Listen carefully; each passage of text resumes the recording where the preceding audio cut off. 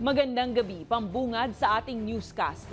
Isinuko ni ex-DPWH Engineer Bryce Hernandez ang isa sa kanyang mga luxury cars sa kanyang pagharap sa Independent Commission on Infrastructure.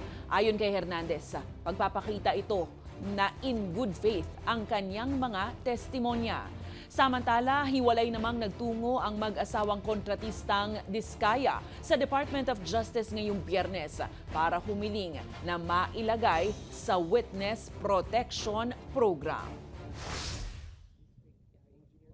Pansamantalang nakalabas ng Senate custody si former Bulacan Assistant District Engineer Bryce Hernandez para humarap sa unang pagkakataon sa Independent Commission for Infrastructure kaugnay ng umano'y anomalya sa flood control project sa Bulacan. Ayon kay ICI Chairman Justice Andres Reyes, maayos na sumagot at nagbigay ng kooperasyon si Hernandez. At bilang sign of good faith na patuloy na makikipagtulungan sa ICI, isinuko ni Hernandez ang isa sa kanyang mga luxury vehicles. Sa Sabado, September 20, pinayagan muli si Hernandez na makalabas ng Senado mula alas 6 ng umaga hanggang alas 6 ng gabi para makakalap ng mga ebidensya sa kanyang mga testimonya. Pero paglilinaw ni Blue Ribbon Chairman Senator Ping Lacson, hindi iniaalis ang contempt order at ibabalik rin siyang muli sa Senado. Una nang inakusahan ni Hernandez sina Senators Jinggoy Estrada at Joel Villanueva na umano'y sangkot sa anomalya sa flood control projects. Nakakalungkot dahil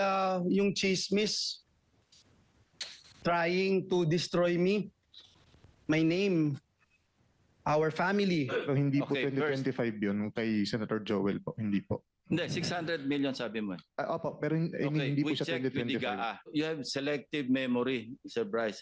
I'm telling you, hindi pwedeng selective dito. Pagka nangako ka, magsasabi ka ng totoo.